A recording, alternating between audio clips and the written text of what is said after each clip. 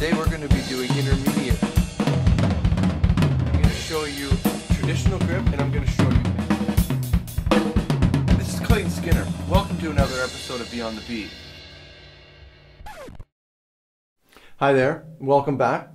This is part 3 of my 3-part series in 6/8 grooves while adding 16th note to your bass drum. And this is Beyond the Beat.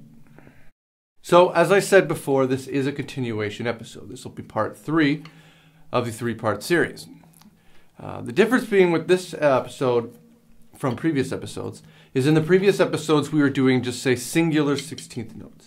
So we were just throwing a random 16th note in between our 8th note hi-hat hits, which we'll be playing in 6. In this one, we're going to be doing what I call pairing them, or grouping them into each other. So for instance, rather than just being hi-hat, bass drum, hi-hat, you may come across where it's coming out of the hi-hat, like I've explained before, where you hit the bass drum on the hi-hat and then hit the bass drum directly after. So you're kind of getting a boom-boom. Or you could be going into the hi-hat, where you're playing the note between the hi-hat, boom, and then the second note, boom, with the hi-hat. Boom, boom, boom, boom. So that's basically what we're going to be doing in this video. There's not a lot of examples, but, you know, this will give you a good understanding of how to do this. So let's get to number 1. So exercise 1, we're going to have the 16th note coming out of the hi-hat, or the boom, boom.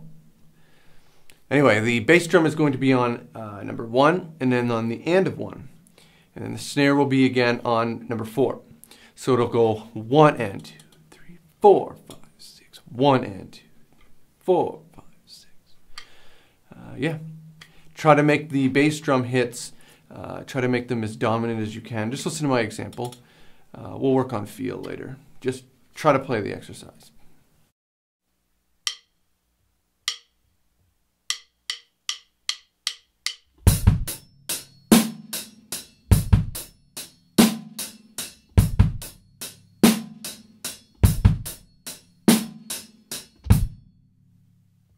Exercise 2 will be the classic example of going into the hi-hat, playing the 16th note before you play the hi-hat hit. The bass drum is going to be on 1, and then it'll be on the and of 6. Snare drum again will just be on number 4. So it'll be like, ooh, wait a second. 1, 2, 3, 4, 5, 6, and 1, 2, 3, 4, 5, 6, and 1, so on and so forth. So count along while I play it, and then give it a try yourself.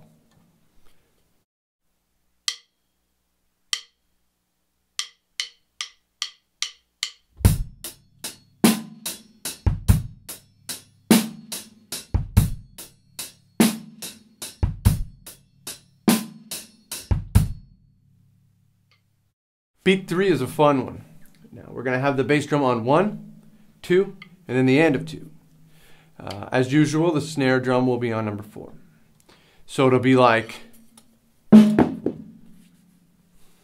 1, 2, and 3, 4, 5, 6. 1, 2, and 3, 4, 5, 6.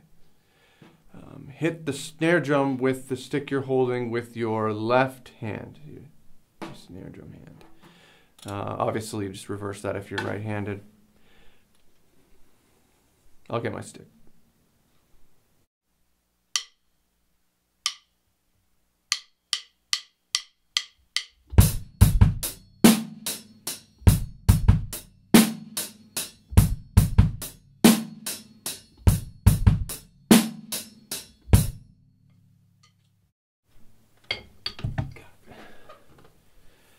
Okay, so beat 4 has a bass drum on 1, 5, and then and.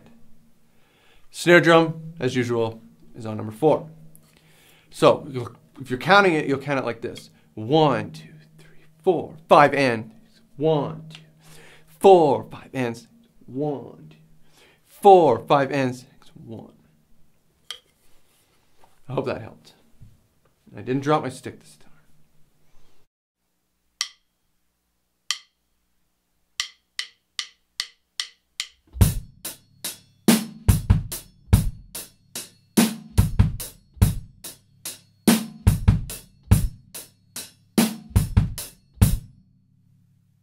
Beat 5, we have the bass drum on 1, the end of 2, and then 3.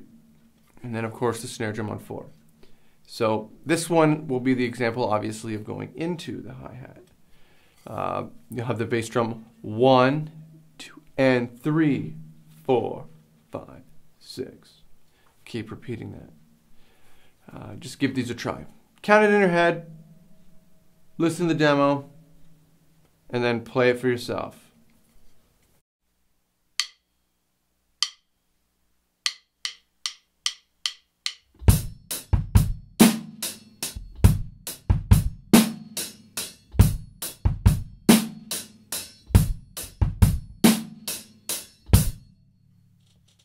Beat 6 will be another example of going into the hi-hat.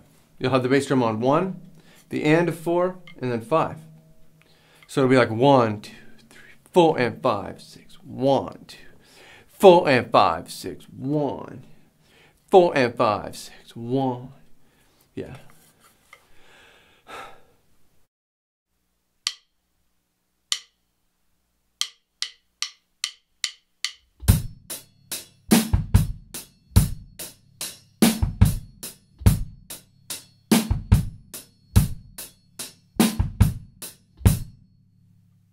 Beat 7, you have the bass drum on 1, 3, and then and then the snare drum will be on 4. So count that out. 1, 2, 3, and 4. 1, 2, 3, and 4. Boom, boom, ba. That's a pretty good explanation.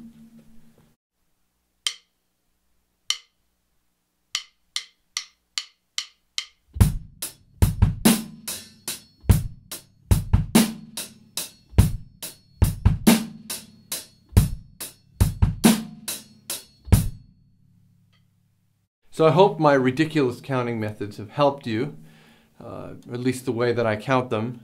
I don't know. When you're doing this, try to use a metronome, like I always say. Try to learn how to improvise these. You learn to improvise them by bouncing around. Try playing number 1, then playing number 6, then playing number 5, then playing number 3, then playing number 4, then playing number 7, then playing number 2. That was awesome. I just went through them all, I think. Anyway, yeah, try doing that. Just bounce around. Play to a metronome.